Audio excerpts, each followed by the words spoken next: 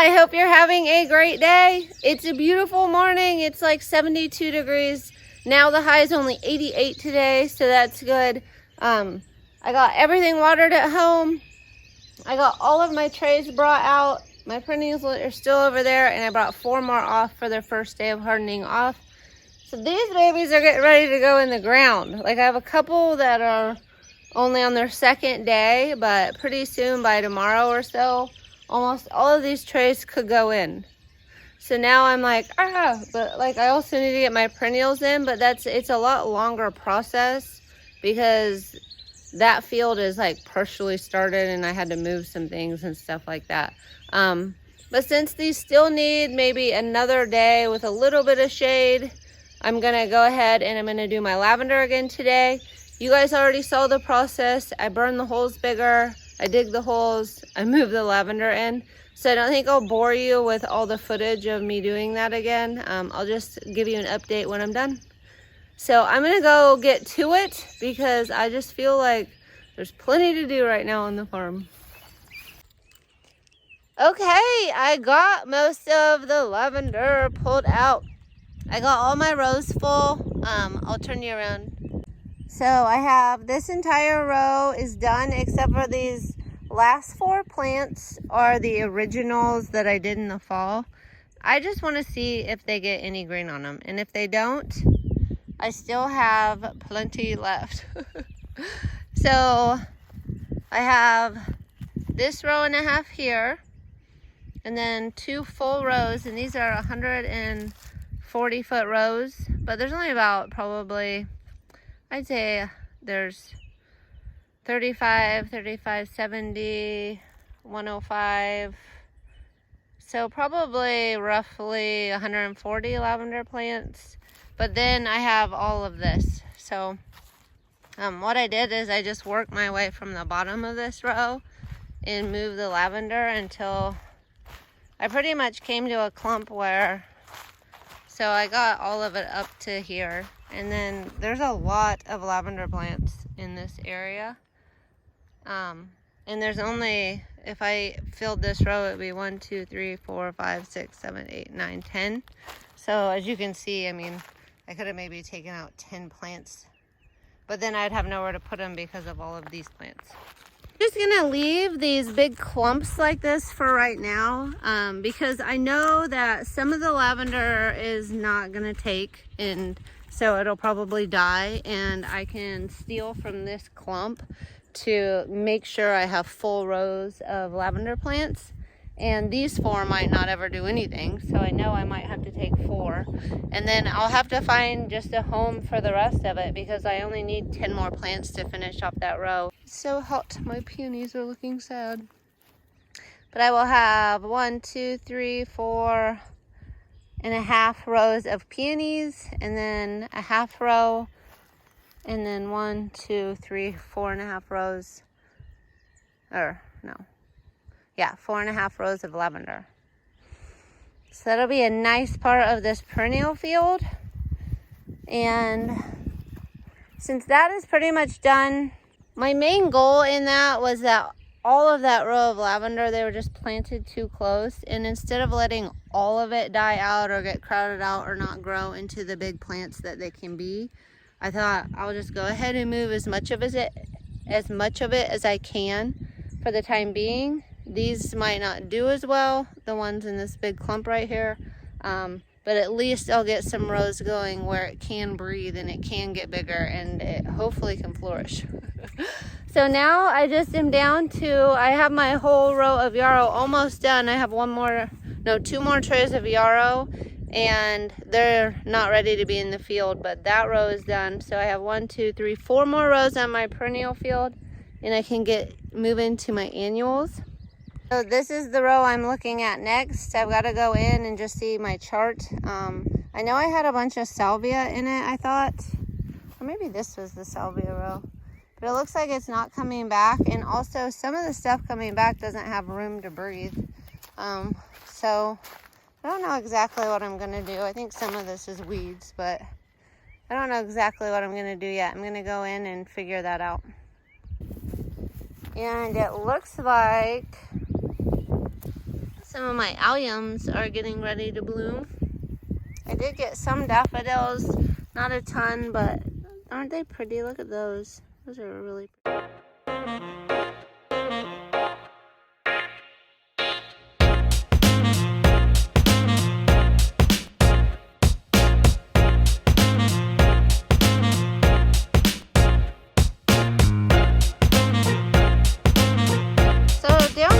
A lot of baby's breath, and my plant at home is huge, and these were all trying to grow under the, see, you can see they weren't fitting in the holes, and they're just like not looking good.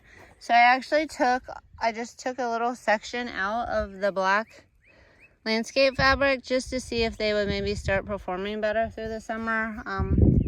It might get really weedy. I already see weeds coming up. So here's a really good example. I have a bunch of lupine here.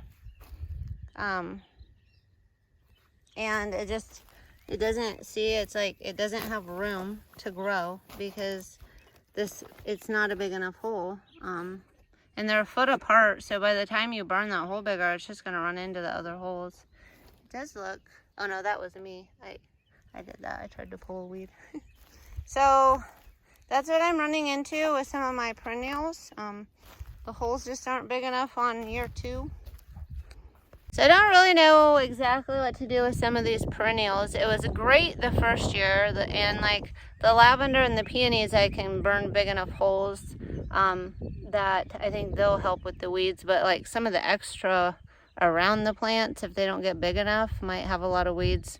But now that it's the second year and some of my perennials are coming back, those holes just aren't big enough for the second year. So I'm gonna have to figure out something to do. I can't really like burn, when they're only 6 inches apart, you can't really burn a bigger hole. You're gonna burn the whole thing. So I don't know if I just take out like the whole row and leave it on the sides, or I haven't really decided. If anybody has kind of done something with their perennials after a few years, let me know. And maybe if I stay on top of the weeds, maybe they'll get big enough that they'll just drown out the weeds and come back every year. I don't know. They're a little bit harder to deal with this year than they were last year. So I'm gonna go inside and check out my map and see what I can start doing. But they are, I mean, like, that one just pushed its way through the holes, and it's a huge plant. But it's things like this where it's like, okay, do I just take out some of this black? But then not every hole has something, so that's just asking for a ton of weeds. And I didn't grow more lupine this year, so maybe I could mix it with something. Oh yay, there is some salvia coming back. But not at the top of the row, only a little bit right here in the middle. I wonder why. I'm not real sure what happened.